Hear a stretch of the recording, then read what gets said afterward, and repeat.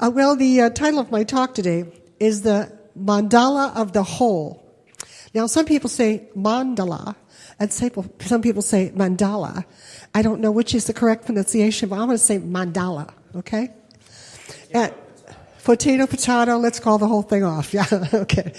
A mandala is an image. It's often quite complicated. It's a circle, and it's supposed to represent the great circle of existence. It represents the sacred wholeness of life. It represents the completeness of the world. The aim of the spiritual life is to discover and embody the sacred wholeness of life. I'd like to start by sharing a quote from the book that I've been using as the basis for some of our talks this last month, called After the Ecstasy, The Laundry by Jack Kornfield.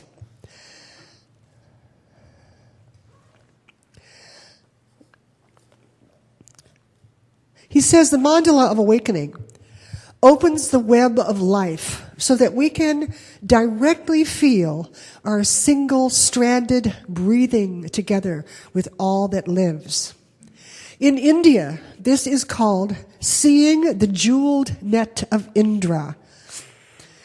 The net where every intersection holds a reflective jewel of an individual, woven together and reflecting all the other strands of existence. This is a fabulous image.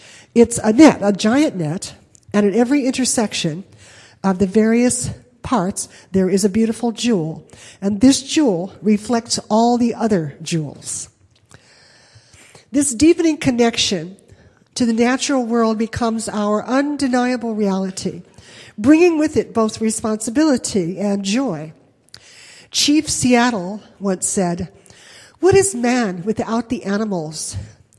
Without the beasts, men would die of great loneliness of spirit." Anybody have a dog or a cat? I know, Barry, you love the bears. Yeah. What are human beings without the animals? Without the beasts, we would die of great loneliness of spirit. Similarly, we might ask, without the earth, how could we walk? How could we dance? Without mountains, where would the snow reside? Where would the snow leopard keep its secret watching? All the earth and its many beings must be included in our wide-hearted spiritual practice.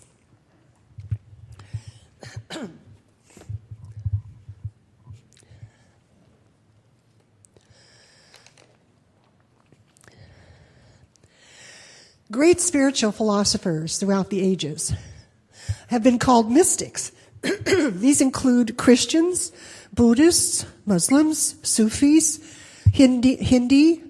It includes the Native Americans. There are great spiritual philosophers all over the world and in all the great spiritual teachings, going back to the beginning, who have expressed the exact same thing. Whether it was David or Solomon or Jesus or Plotinus or a score of others, Kabir, the greatest music ever composed was written by a mystic. And what is a mystic? But a person who has had the direct experience of the divine. Without needing to think about it, explain it, put it into words, they sense a living presence that is in everything and everyone. Mozart once said that he was just taking dictation. It's an interesting fact about Mozart and all the fabulous things that he wrote.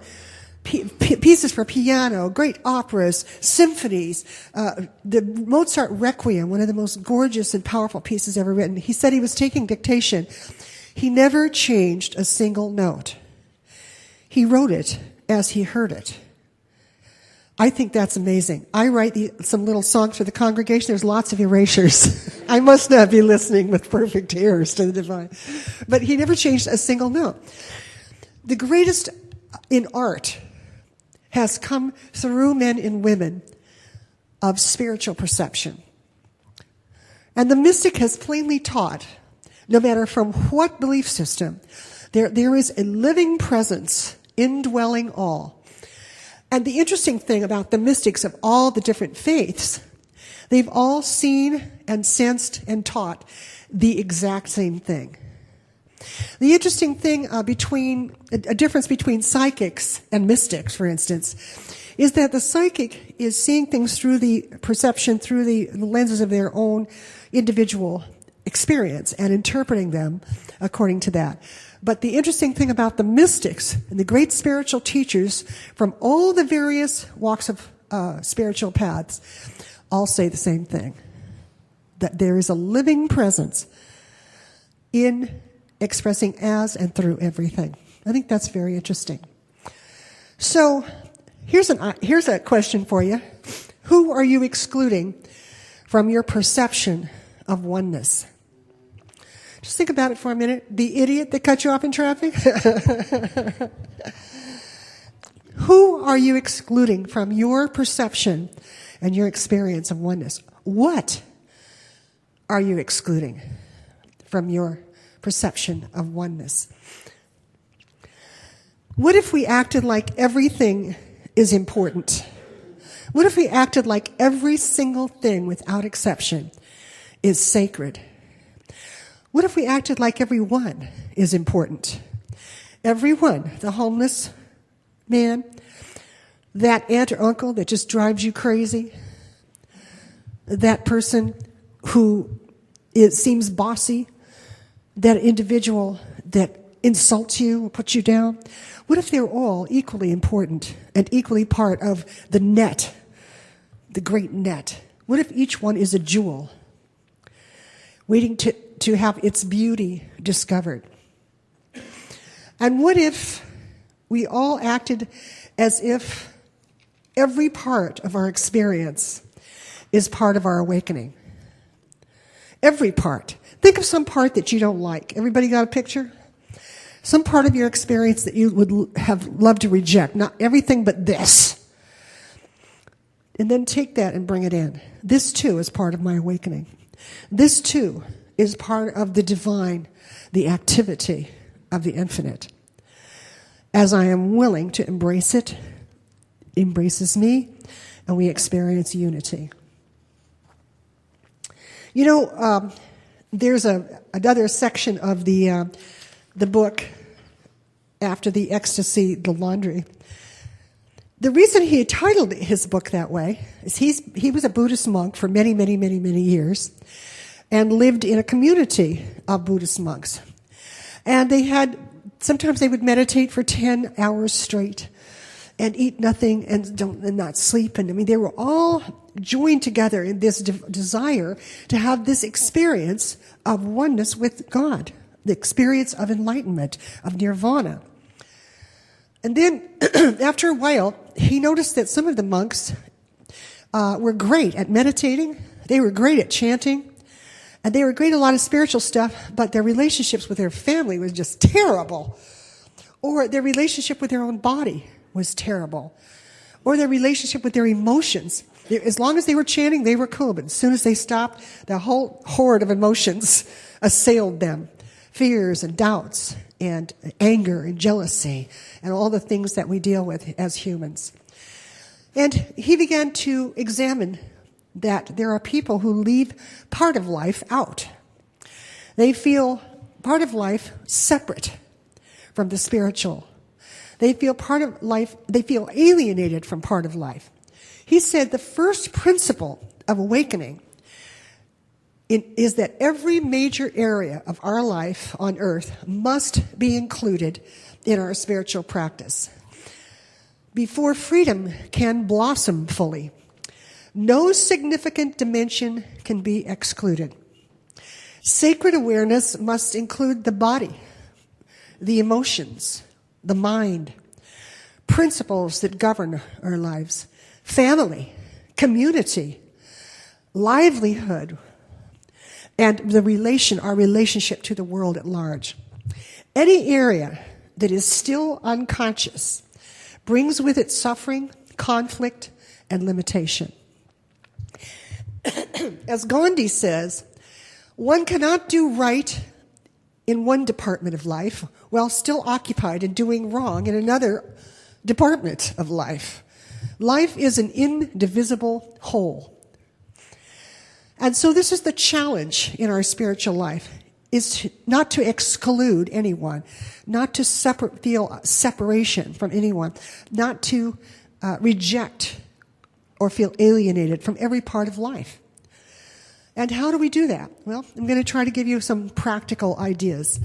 First of all, we know that we are approaching the holiday season.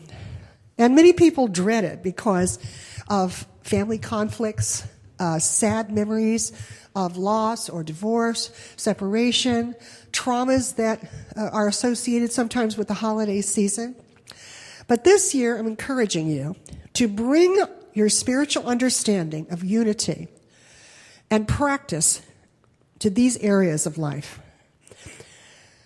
Be willing to be awakened to a new experience of the sacred wholeness of life, where nothing is rejected. So I'm going to ask you to bless all as teachers. So think of somebody that you feel separated from, that you feel aggravated by, that you have rejected, or they have rejected you, or criticized you, or harmed you in some way. And I'd like you just for a moment to bless this person. Kind of close your eyes for just a moment and say, I bless you. May you experience the sweetness of life. I forgive you. I release all judgment. I accept you as one of my teachers. Let's say that together. I bless you. May you enjoy the sweetness of life. May you enjoy the sweetness of love, of acceptance. I forgive you. I forgive myself. I release all judgments and opinions. And I celebrate you as part of the mandala of the whole. Thank you. You know, there is an underlying unity to all things. And a wise heart, a mature heart, knows this just as it knows the in and out of breathing. There's a beautiful meditation that starts off, adorable presence. Thou who art within and without and all around. Thou who art interpenetrating every cell of my being. Thou art the eye of my eye, the ear of my ear, the heart of my heart, the mind of my mind, the life of my life, the soul of my soul. May peace and goodwill be with all beings. It's a meditation on peace. And the reason it starts off in that beautiful way is it realizes that there is no life outside the one life. And if that is true about me, it has to be true about you. And if it's true about me and you, then it has to be true about all these guys. And if it's true about all of them, it's got to be true about the puppy dog sitting on that man's lap right there. And the trees and the birds. There's a beautiful poem by Jalaluddin Rumi, which is one of my all-time favorites. Excuse me. He says, let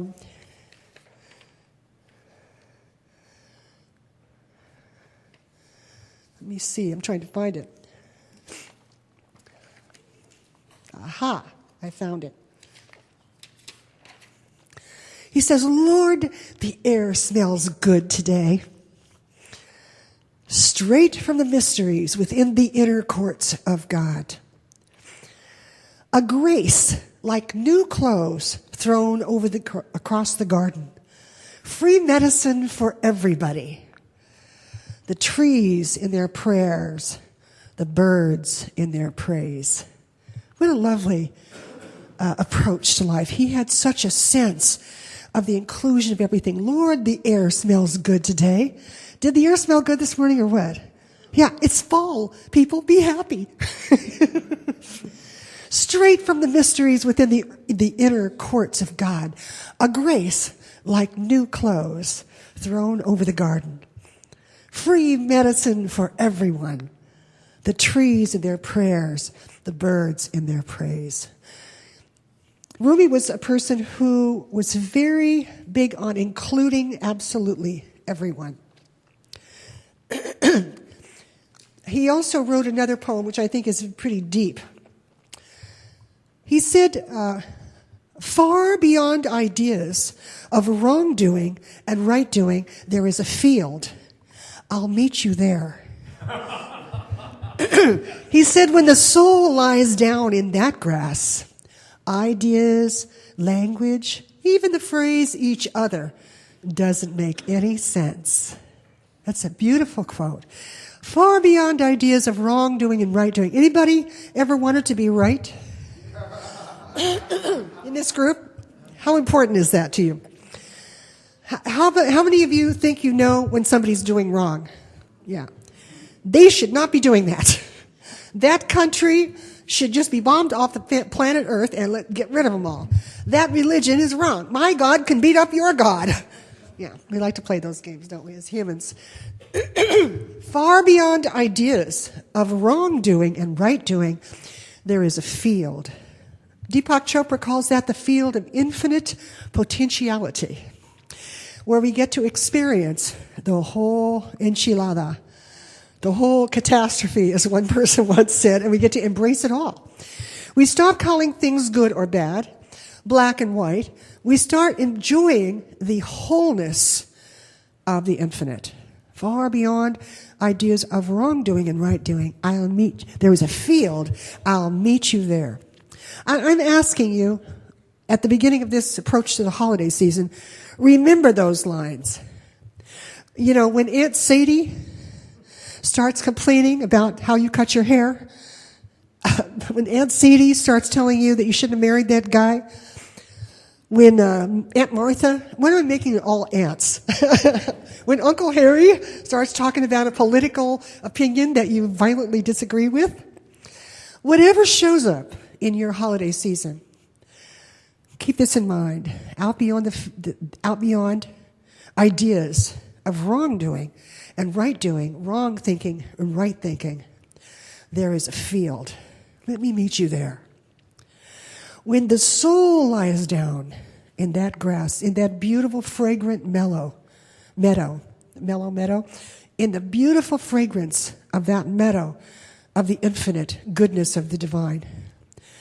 Ideas, language, even the phrase each other doesn't make any sense. Rumi is just one of those people that is so profound in some of the things that he has uttered. I remember a quote of his, excuse me, that indicates that there's an experience of the divine that we can enter into, where we move beyond the simplicity of good and bad, right and wrong, and our vision of the sacred begins to include complexity. In the mandala, or the mandala of wholeness, all of our difficulties, including the generational problems that have been in our families for years and years and years, are carried with us as part of the whole, as our teachers, until the pain of the past becomes transformed. Sometimes people think that this teaching is all about going out, painting the garbage can white and calling it an ice cream cone and encouraging everybody to act like it is one and go out and lick the garbage can. See, it's not a garbage can, it's actually ice cream. We're not about lying to ourselves. Experience of life can bring sorrow. It can bring loss. It can bring suffering. It can bring conflict. But there is a way to embrace the whole. And say, this too is my teacher. This is part of the mandala of the whole. And as I recognize the sacredness of all beings, of all experiences, of the entire earth, I am willing to experience the healing of my perception. I am willing to include the whole thing. That means nobody is excluded. Mother Teresa used to speak of seeing the Christ in the poor and sick. And the poet Rumi, once again, he longs for the divine. He says, in the face of everything separate, I want to see only you. And then he remembers, if God is all there is, if there's nothing but God, he laughs. And he said, why struggle to open a door between us when the whole wall is an illusion? That's a beautiful idea. Why struggle to open the door between us when the whole wall is an illusion? We live in this interesting experience of life where there are individuals. There are no two dogs that look quite alike. There are no two trees that look quite alike. There's no two fruits that taste exactly alike. So we're having a spirit, an individualized experience of the divine. And yet, from oneness comes richness, the richness of diversity. From unity comes individuality. It's a mystery. It's a paradox. But when you embrace the mandala of the whole circle of divine experience as one, as sacred, as part of the same thing, because of your willingness to do this, your perception changes. Everyone say, since there is one Spirit, and this Spirit is in me, and this Spirit is in everything,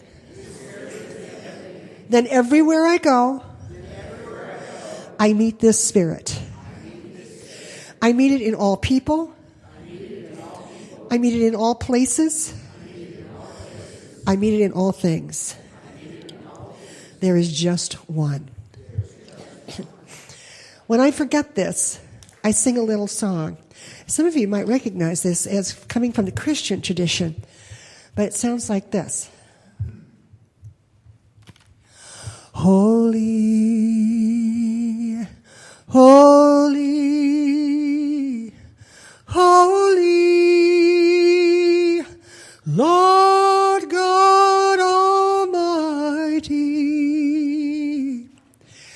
All thy works shall praise thy name in earth, in sky and sea. Holy, holy thou art holy. There is none, no, not beside thee. Perfect in power, in love, in purity. And so it is.